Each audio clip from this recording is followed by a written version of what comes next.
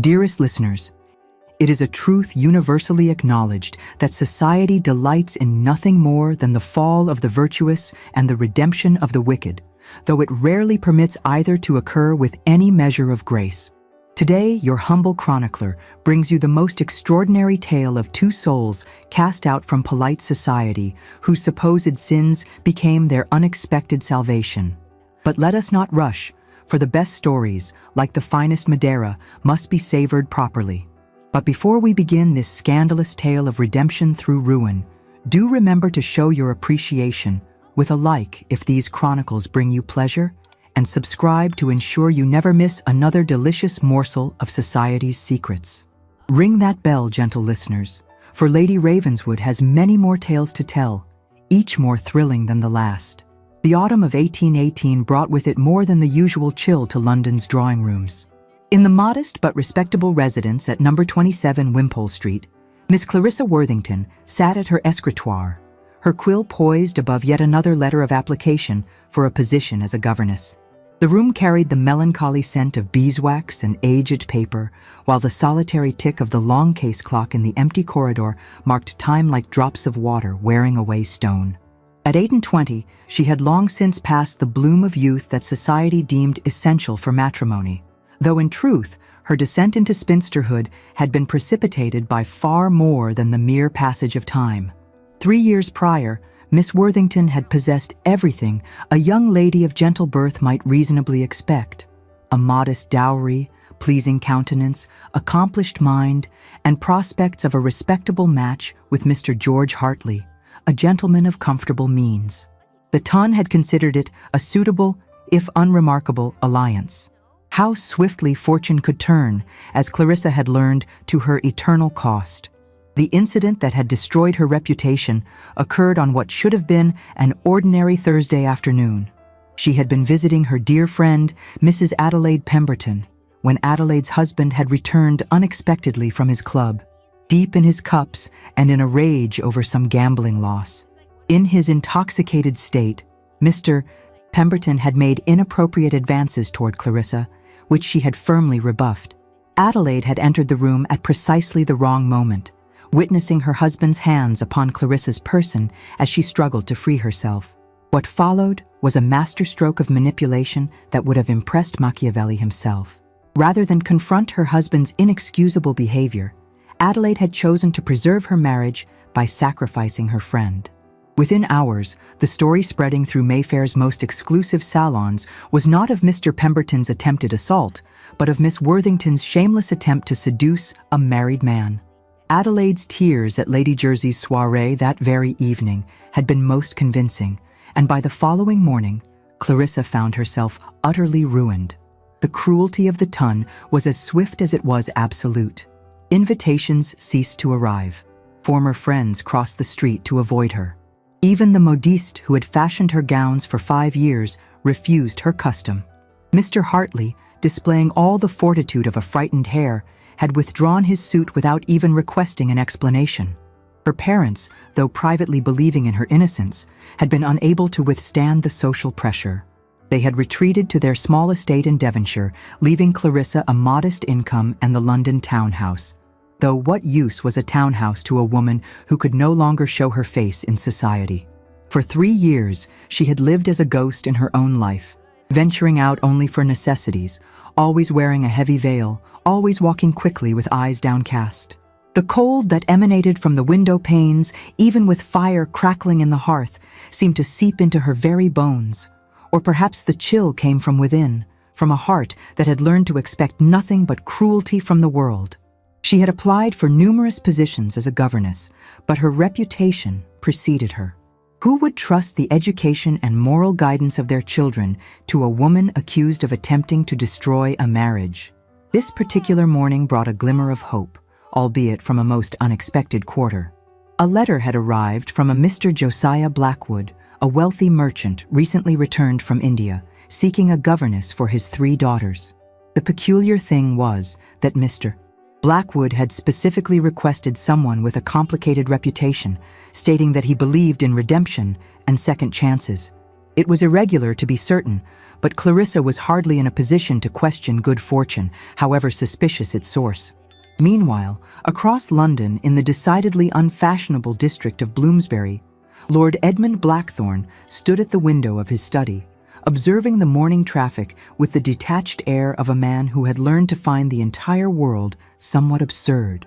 At 37, he remained a striking figure, tall, broad-shouldered, with dark hair silvering distinguished at the temples, and eyes the color of winter storm clouds.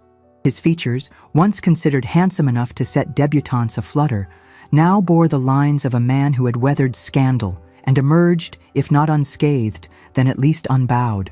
Edmund's fall from grace had been even more spectacular than Clarissa's, for he had committed the unpardonable sin of obtaining a divorce. In the year 1815, when he had discovered his wife in flagrante delicto with his own cousin, he had done what no gentleman of his standing had ever done. He had pursued a parliamentary divorce. The process had taken 2 years, cost him nearly half his fortune, and resulted in his complete ostracization from society. The irony was not lost on him that his former wife, the former Lady Blackthorne, now lived quite comfortably in Paris as the mistress of a French comte, received in all the best salons, while he, the wronged party, was treated as though he carried some contagious disease. Such was the way of the world, particularly the world of the English tongue, where the appearance of propriety mattered far more than its actual practice. He had accepted his exile with a philosophical shrug that masked deeper wounds. His parliamentary seat had been quietly suggested to be vacated. His clubs had found reasons to revoke his memberships. His family, led by his unforgiving mother, the Dowager Countess, had largely ceased acknowledging his existence, with only his widowed sister Isabella maintaining a discreet and infrequent correspondence, despite their mother's strict prohibition. The letter from Mr. Blackwood had arrived the previous week, requesting his assistance as a tutor for the man's son, recently arrived from India and in need of a proper English education to prepare him for Eton and subsequently for university. Edmund had almost refused. He had no need of the income, and certainly no desire to enter anyone's employ. But something in the merchant's letter had intrigued him.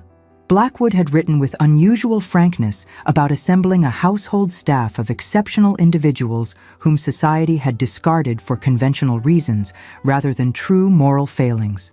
The Blackwood residence in Grosvenor Square was a testament to new money attempting to purchase old respectability. Everything was of the finest quality, from the Italian marble in the entrance hall to the Aubusson carpets in the drawing room. Yet it all felt somehow too new, too eager to impress. The air carried hints of sandalwood and mysterious spices, remnants of the family's years in India that no amount of English propriety could quite erase. Mr. Josiah Blackwood himself was a study in contrasts, a man of perhaps 50 years, with the weathered skin of someone who had spent decades under the Indian sun but dressed in the height of London fashion. The shock of recognition when both Miss Worthington and Lord Blackthorne were shown into the morning room simultaneously was like a physical blow. Clarissa's eyes widened behind her veil, while Edmund's expression remained carefully neutral, though a muscle in his jaw tightened perceptibly. They knew of each other, of course. All of society's outcasts knew their fellow pariahs by reputation, if not by sight. Her hand rose instinctively to adjust her veil, that automatic gesture of self-erasure, before remembering that here, her complicated reputation was qualification, not condemnation. Slowly, deliberately, she lowered her hand to her side. Mr. Blackwood had specifically requested that they arrive at the same time, though neither had known this. He explained that his household required both a governess and a tutor, but more than that, he required individuals who understood the cruelty of society's judgments and the value of second chances. His children, he elaborated, had enjoyed an unconventional upbringing in India. They spoke 3 languages, had been educated alongside local children, and possessed no understanding whatsoever of English society's rigid rules. He needed them prepared for their eventual entry into society, but without having their spirits crushed in the process. The merchant believed that those who had suffered from society's hypocrisy were best equipped to teach children how to navigate it while maintaining their integrity. The governess and tutor would need to work together, as the education of his children required both masculine and feminine guidance. Work together.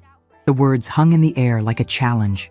Clarissa felt her heart rate quicken beneath the rigid bodice of her 3-year-old gown. To work alongside a man, even one as socially ruined as herself, was dangerous. It would provide fresh fodder for gossip, new opportunities for malicious speculation. Yet what choice did she have? Her funds were nearly exhausted, and this was the first legitimate offer of employment she had received in 3 years. Edmund was conducting similar calculations. His pride rebelled against the idea of employment, but there was something about Blackwood's proposition that intrigued him. Perhaps it was the novelty of being wanted for his supposed failings rather than despite them. Or perhaps it was the mystery of the veiled woman beside him, whose stillness suggested not defeat, but a carefully maintained dignity that he recognized in himself. Clarissa found herself requesting certain assurances that her reputation, already so damaged, would not suffer further harm. She would need to maintain complete propriety in all interactions. Blackwood assured her that she would reside in the governess quarters on the 3rd floor, with her own sitting room and complete privacy. Lord Blackthorne would not reside in the house at all, but would come daily for lessons. All interactions between them would naturally occur in the presence of other staff members or the children themselves. When Edmund inquired about society's reaction to Blackwood employing such notorious individuals, the merchant smiled in a way that transformed his weathered face. He had made his fortune in India by seeing value where others saw only problems. He had no interest in society's approval. His wealth was sufficient to ignore their opinions entirely. What mattered was his children's happiness and education. His wife, he added with evident amusement, found the idea of horrifying the ton rather entertaining. It was this last revelation that decided them both. Anyone who found amusement in society's horror was someone worth knowing better. They accepted the positions, carefully avoiding each other's gaze as they did so, neither quite ready to acknowledge the strange flutter of anticipation that had taken residence in their chests. The children, Margaret, aged 14, Josephine, 12, little Harriet, just 8, and their brother Thomas, 15, were indeed unusual. They spoke of India with longing, peppering their conversation with Hindi phrases and expressing bafflement at English customs. Margaret could not understand why she must learn to pour tea with just the right angle of wrist, when in Bombay, the servants had managed it perfectly well without such precise requirements. Thomas found the emphasis on Latin and Greek puzzling when there were so many living languages to master. Josephine questioned why English girls were not permitted to study mathematics beyond basic arithmetic, while Harriet simply missed the vibrant colors and spices of their former home. The brilliant saris with their jewel tones and golden threads that seemed to capture sunlight itself, so different from the drab grays and browns of English fashion. The first week of their employment passed in careful avoidance.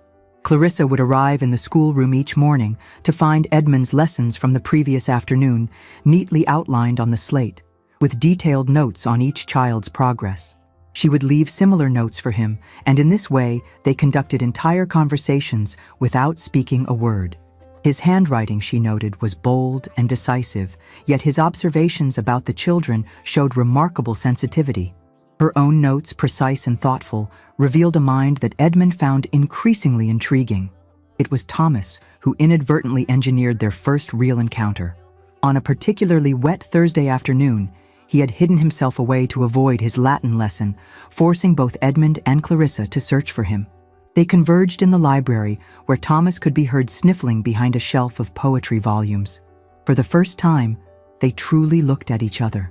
Clarissa had removed her veil in the privacy of the house, and Edmund found himself facing a woman whose beauty was of the quiet sort, not the flashy diamond of a celebrated belle, but the steady glow of a candle in darkness. Her eyes, a warm brown flecked with gold, held both sadness and strength in equal measure. Her hair, a rich chestnut, was pulled back in a severe style that nonetheless could not disguise its lustrous quality. Edmund, Clarissa observed, had the kind of face that had probably been merely handsome in youth, but had been improved by suffering into something more interesting. The lines around his eyes suggested someone who had once laughed easily, while the set of his mouth indicated that laughter had become a rare visitor. For the first time in 3 years, his right hand unclenched from its habitual half-fist, an unconscious armor against betrayals that no longer threatened. Thomas's crisis, a bout of homesickness that had overwhelmed him during the thunderstorm, required both their attention. The thunder reminded him not merely of monsoons, but of that particular scent of earth and jasmine after the rain, an aroma that London's grey drizzle could never replicate. Without discussing it, they sat on either side of the boy, Edmund offering gruff, masculine comfort while Clarissa provided gentle maternal sympathy. They discovered that Thomas felt caught between two worlds, no longer Indian enough for India, but not English enough for England. The solution they devised together was inspired. They would create an India corner in the schoolroom, complete with maps, artifacts, and books about Indian history and culture. Hindi lessons would be incorporated into the regular curriculum, knowledge of additional languages being valuable regardless of society's narrow views.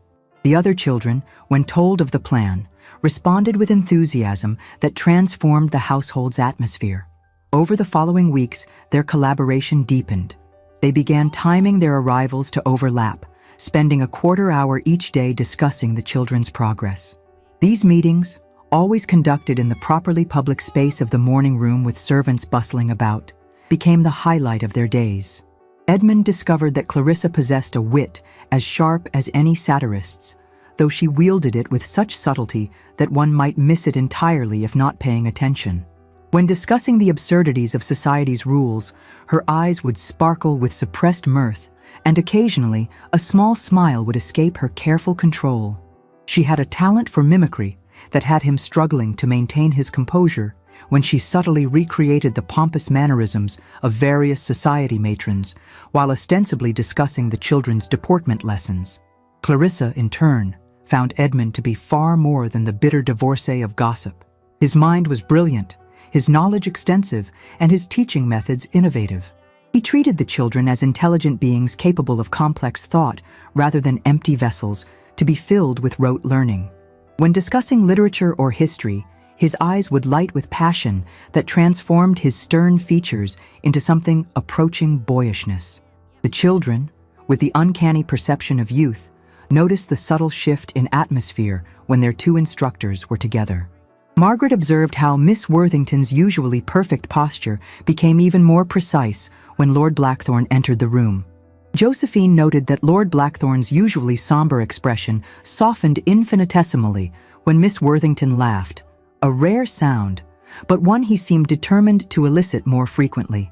Thomas remarked that their lessons had become more interesting since the two teachers had begun actually speaking to each other, while little Harriet simply declared that Miss Worthington and Lord Blackthorne should be friends because they were both sad and might be less sad together. The servants, too, began to notice. Mrs. Henderson, the housekeeper, observed to cook that she had never seen two people work so hard to avoid looking at each other while being so intensely aware of each other's every movement. Cook agreed, adding that she had noticed Lord Blackthorne had begun arriving earlier each day, while Miss Worthington had started lingering later in the evenings. One particularly memorable afternoon, they found themselves alone in the schoolroom after the children had been called away for a fitting with the modiste. The silence stretched between them, heavy with unspoken thoughts. Edmund stood by the window, ostensibly examining a globe, while Clarissa arranged papers on the desk with unnecessary precision. The moment was broken by little Harriet bursting back into the room, having escaped the tedium of dress fittings. She announced that she hated English clothes, which were gray and brown and boring, not like the beautiful saris in India with their jewel colors and golden threads. Without thinking, both adults moved to comfort her, their hands accidentally touching as they reached for the child simultaneously. The contact was brief, merely a brush of fingers, but it sent a shock through both of them. For Edmund, the contact was lightning in a starless sky, warmth he had forgotten human skin could contain. For Clarissa, it was terrifying and wonderful in equal measure. The mere brush of fingers seemed to crack a layer of ice she had not known had formed around her heart, sending fissures through 3 years of careful numbness. They pulled back as if burned, but the damage was done. That simple touch had awakened something neither had expected to feel again: hope. The week following the accidental touch was marked by an almost painful awareness between them.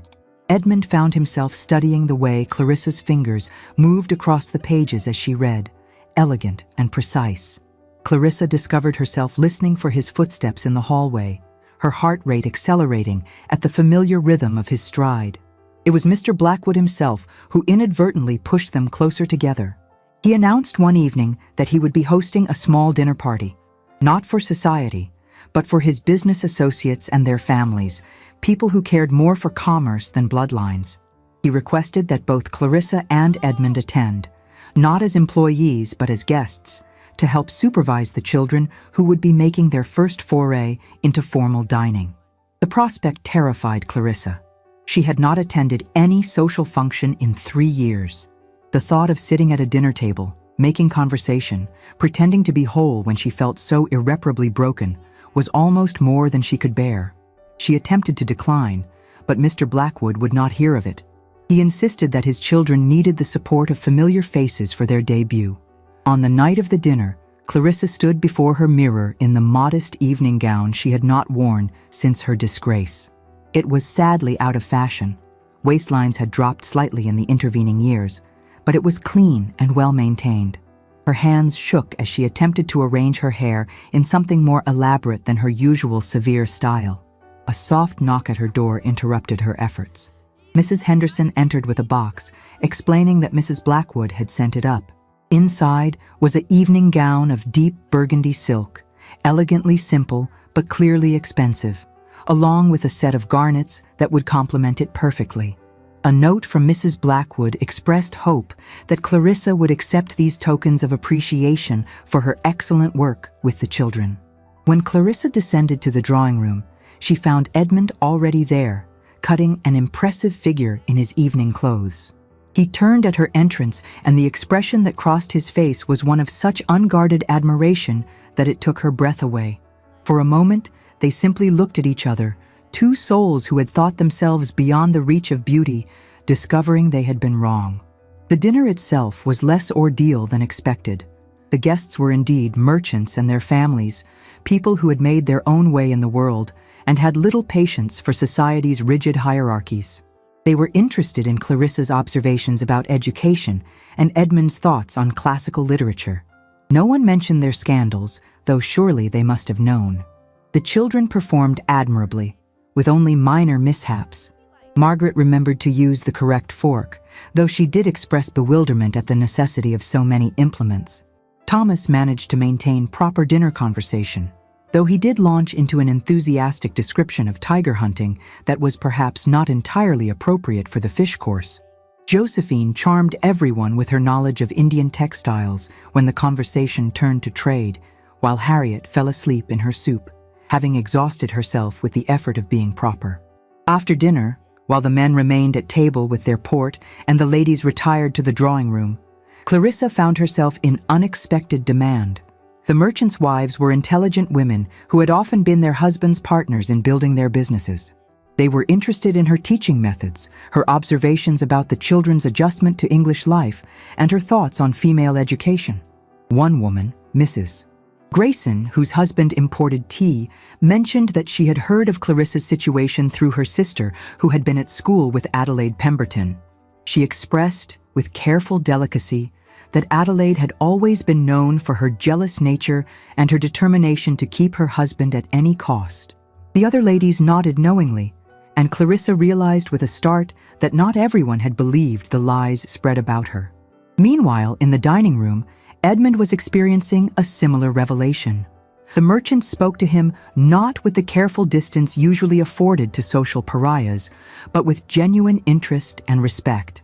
Mr. Grayson mentioned that he had followed the divorce proceedings with interest, expressing admiration for Edmund's courage in pursuing justice despite the social cost.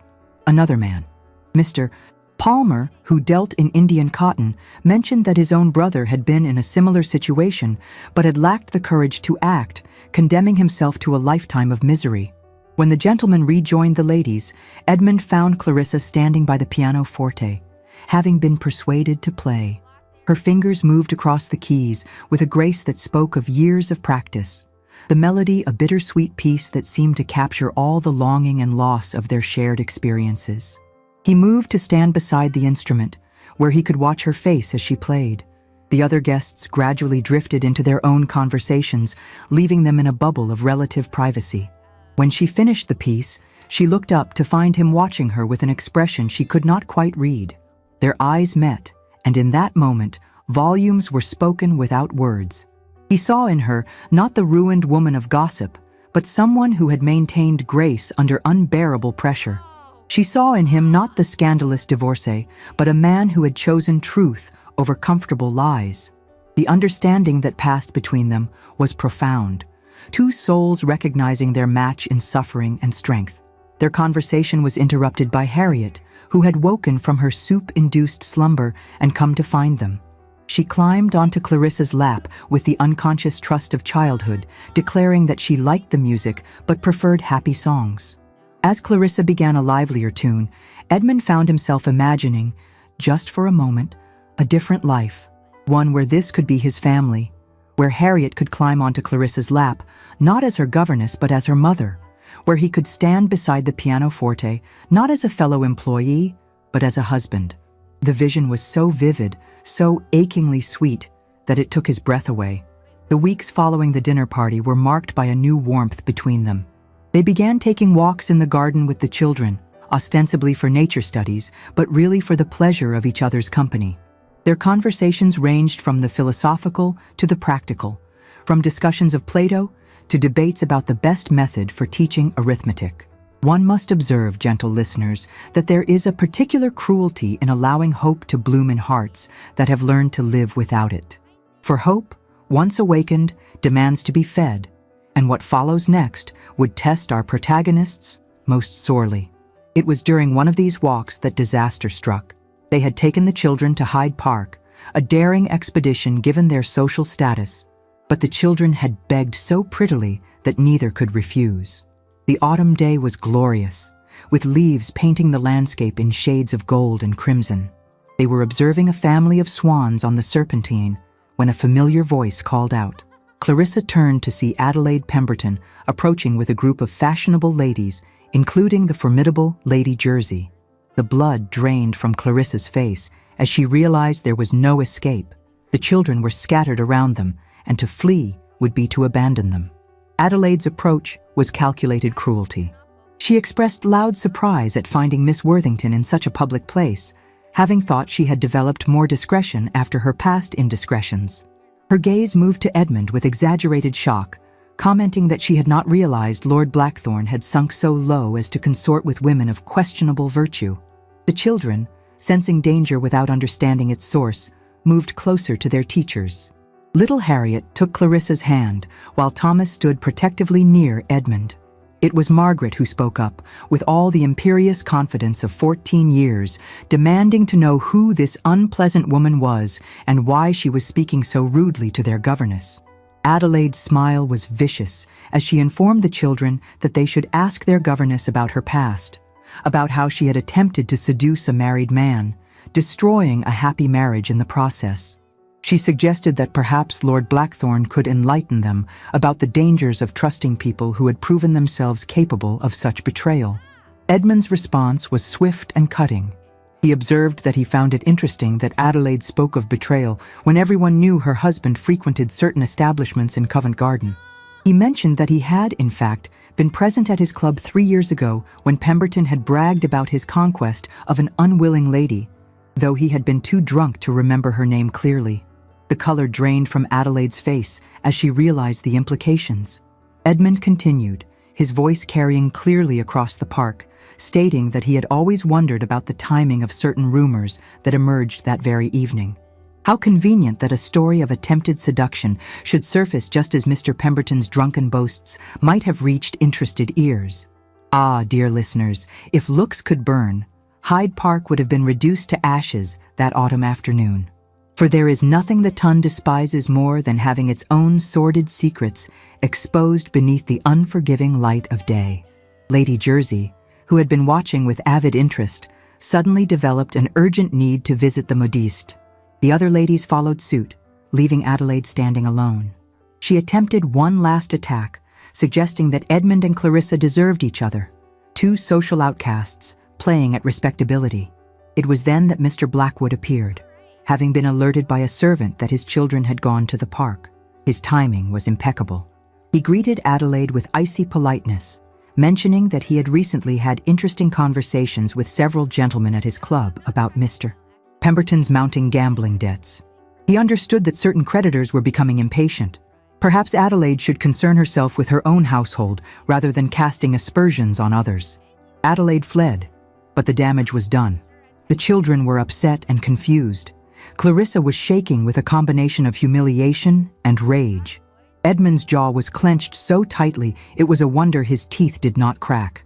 The walk back to Grosvenor Square was conducted in heavy silence. Once the children were settled in the nursery with Mrs. Henderson, Clarissa retreated to her room, locking the door behind her. She could not face anyone, especially not Edmund.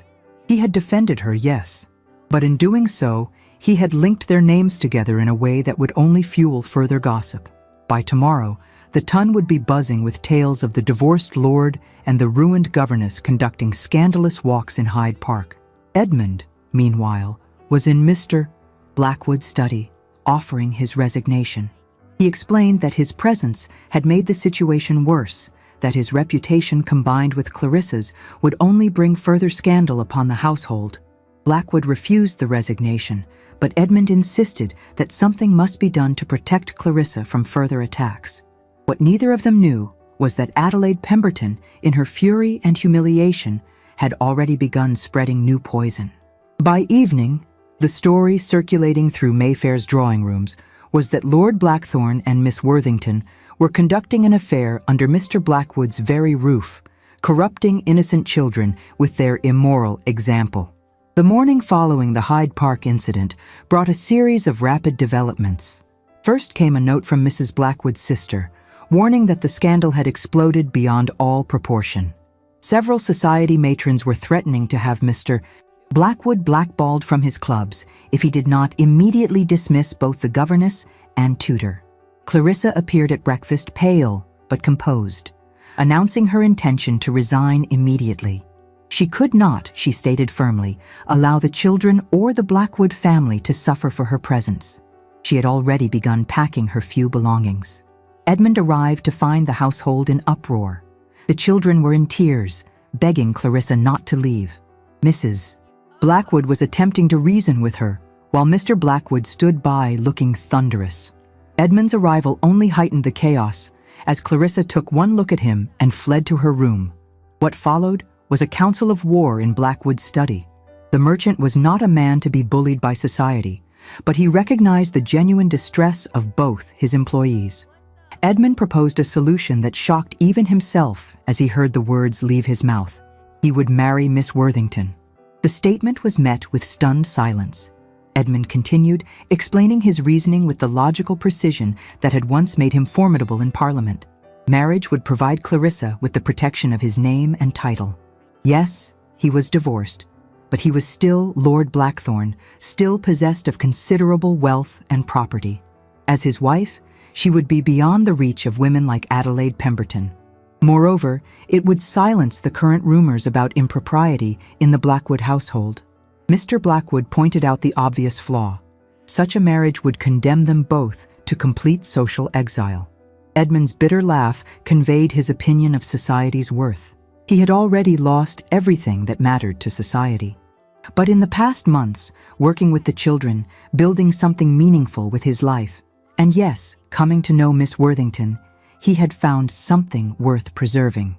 How curious it is that two souls, declared irredeemable by society's arbitrary court, should find in each other the very redemption they had ceased to seek. The proposal was conveyed to Clarissa by Mrs. Blackwood, who found her sitting on her narrow bed, surrounded by her few possessions, looking utterly defeated. When she heard Edmund's offer, her first reaction was refusal. She could not allow him to sacrifice himself for her.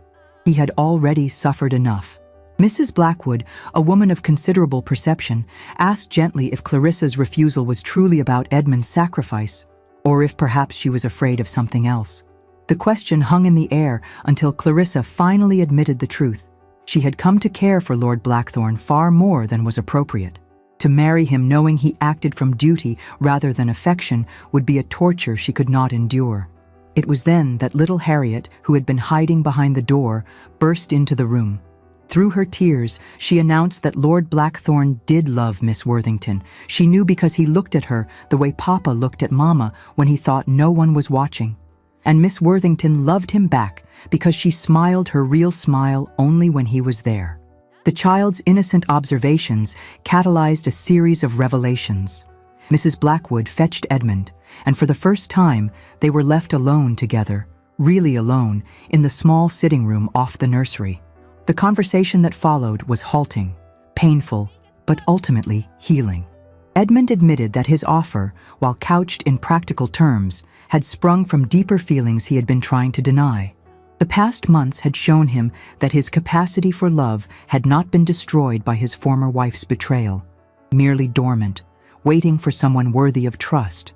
Clarissa, tears streaming down her face, confessed that he had given her back her faith in the possibility of goodness in the world. When he looked at her, she did not see the judgment or pity she had grown accustomed to, but recognition, one survivor acknowledging another. They spoke of their fears, their hopes, the seemingly insurmountable obstacles before them. Edmund revealed that his divorce settlement had left him wealthy but socially dead. He could offer her financial security and his protection, but never social acceptance. Clarissa laughed through her tears, asking what good society had ever done either of them. As the afternoon wore on, their conversation deepened. They spoke of the children, of their shared vision for education, of books they had read, and places they hoped to see. They discovered a mutual love of astronomy, both having found comfort in the stars' indifference to human scandal. They shared their grief, his for the man he had been before betrayal hardened him, hers for the innocent girl who had trusted too easily. By evening, they had reached an understanding. This would not be a marriage of convenience, but one of mutual respect, affection, and yes, growing love. They would face exile together, building a life outside society's narrow confines. The wedding took place 3 weeks later in the small chapel at Edmund's country estate in Hertfordshire. The only witnesses were the Blackwood family, a handful of servants who had remained loyal to Edmund through his disgrace, and surprisingly, Edmund's younger sister Isabella, who had defied their mother to attend. Isabella, a widow herself, had written to Edmund upon hearing of his engagement, confessing that she had finally found courage to defy their mother's strict edict against contact. She expressed joy that he had found someone who could see past the scandal to the man beneath. She had never believed the worst of what was said about him, and having made inquiries about Miss Worthington, she suspected that Clarissa had been similarly maligned. The ceremony was simple, but moving. Clarissa wore the burgundy gown Mrs. Blackwood had given her, with orange blossoms from the estate's greenhouse in her hair. Edmund had never looked more distinguished, his usual somber expression replaced by something approaching joy. When he spoke his vows, his voice was steady and sure, each word a promise not just of legal binding, but of emotional commitment. The children served various roles, Margaret as bridesmaid, Thomas as groomsman, Josephine playing the pianoforte, and Harriet scattering rose petals with enthusiasm that made up for her lack of coordination. Their delight in the proceedings was infectious, bringing smiles even to the most dignified servants. The wedding breakfast was a modest affair, but the atmosphere was one of genuine celebration. Mr. Blackwood gave a toast that brought tears to many eyes, speaking of redemption, second chances, and the courage required to choose love over social approval. Isabella shared stories of Edmund as a boy, before cynicism and betrayal had marked him, seeing that boy re-emerging in the way he looked at his bride. The surprise of the day came when a carriage arrived bearing unexpected guests. Mr. and Mrs. Grayson, the tea merchants from the dinner party, had come to offer their congratulations. They were followed by several other merchant families, people who had made their own way in the world and understood that worth was not determined by social standing. Mrs. Grayson brought news that provided unexpected satisfaction. Adelaide Pemberton's world had collapsed entirely. Her husband's gambling debts had finally come due, and with no way to pay, they had been forced to flee to the continent to escape creditors. The house in Mayfair had been sold, the servants dismissed, and their disgrace was complete. Society, always fickle, had already moved on to fresher scandals. But such news seemed distant and unimportant compared to the immediate joy of the day. As Edmund and Clarissa stood together, accepting congratulations and good wishes, they realized that they had gained something far more valuable than social acceptance. They had found a community of people who valued integrity over reputation, kindness over connection, and love over convention. The Blackwood children presented them with a wedding gift they had made themselves, a beautifully bound journal filled with their drawings and writings about their two favorite teachers. Thomas had written an essay on courage, citing both Edmund and Clarissa as examples. Margaret had composed a poem about new beginnings. Josephine had created detailed sketches of their lessons together, capturing moments of joy and discovery. Harriet had simply drawn a picture of them all as a family, with Edmund and Clarissa at the center, surrounded by love. As the sun set over the Hertfordshire countryside, the newlyweds walked through the estate's gardens. The autumn roses were still in bloom, their fragrance heavy in the evening air. They spoke of their plans, to remain in the country, to possibly open a small school for children whose families valued real education over social polish, to write and study and grow together. Edmund confessed that he had initially seen their union as a rescue, him saving her from complete ruin, but he now understood that the rescue had been mutual. She had saved him from becoming the bitter, isolated man he had been well on his way to becoming. She had reminded him that vulnerability was not weakness, that trust, while dangerous, was essential for any meaningful life.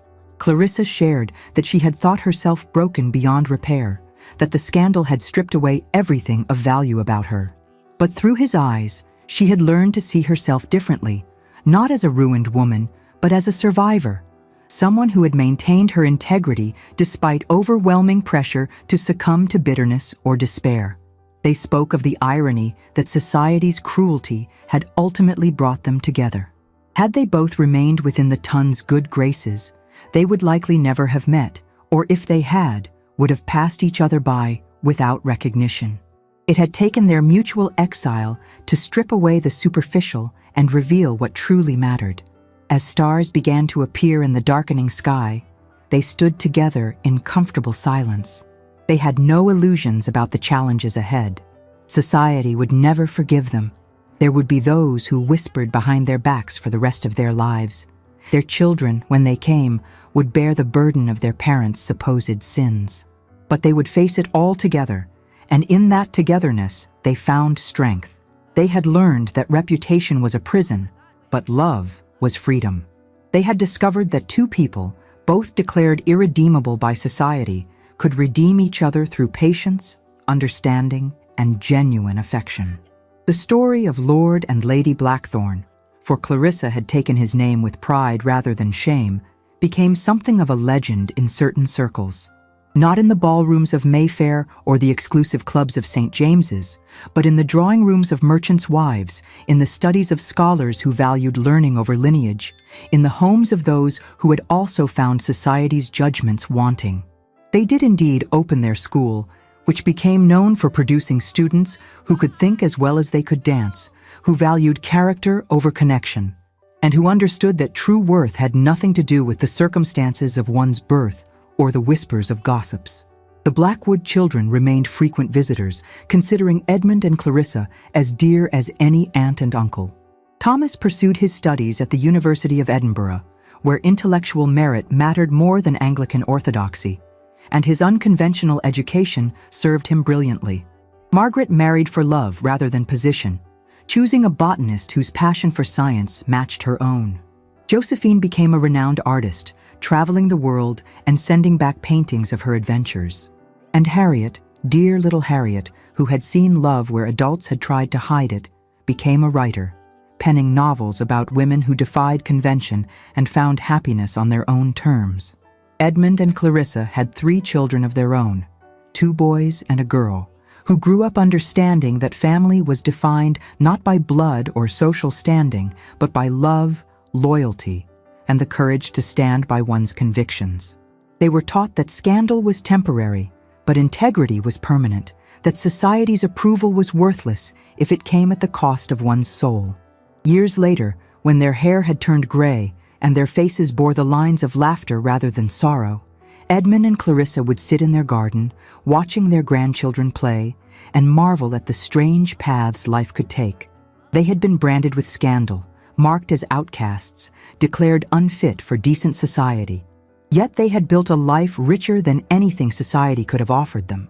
They had learned that sometimes destruction was necessary for reconstruction, that sometimes one had to lose everything to discover what truly mattered. Their scandal had not been their salvation in spite of itself, but because of it.